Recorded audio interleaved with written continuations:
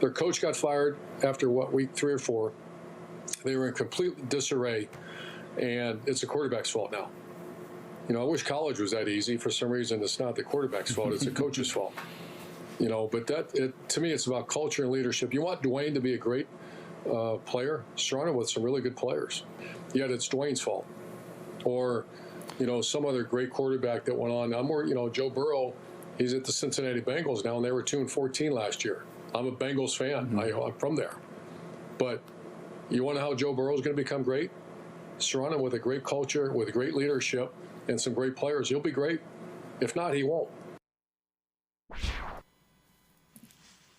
Very interesting, Nate. I find this particularly interesting because he doesn't need to say any of this. He's not coaching anymore. He's not trying to make good or get some sort of message out there to future players. This leads me to believe he genuinely believes in Dwayne Haskins. So do you agree with Urban Meyer? Is it unfair to judge him because of all the things that happened within that Redskins org?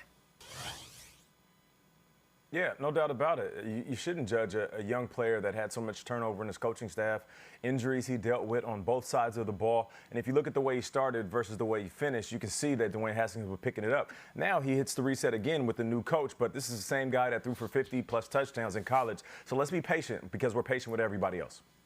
Yeah, I actually think that Urban Meyer has some more investment in this Redskins team because his quarterback is Dwayne Haskins, obviously, from Ohio State. Alex Smith is in that room. That was Urban Meyer's first coach back at Utah before he even coached at Ohio State or Florida. So he's really invested on the growth of this team. You add in Terry McLaurin and Chase Young. I think you can make the argument that Urban Meyer, outside of the Bengals, the Redskins might be his favorite team in the NFL. Their success, obviously, he's got an investment in it, and he's rooting for these kids. I think it's a fair assessment, and I actually think Alex Smith might be the most important piece to Dwayne Haskins' growth. Sorry, welcome to the NFL. This is the big leagues, kid. I don't want to hear any of this crying. I didn't have this, I didn't have that.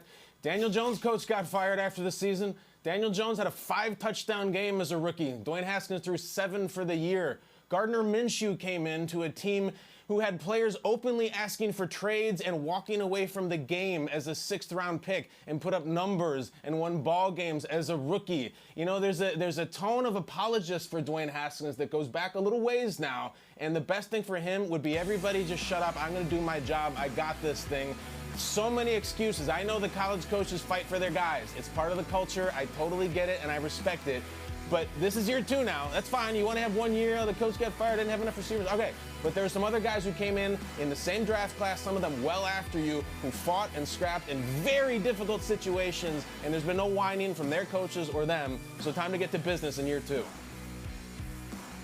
Kyle Brandt is not having it. One thing we can all agree on is that Ron Rivera is the guy who can bring some stability, some credibility to that organization and hopefully balance things out and get the best out of Dwayne Haskins, guys.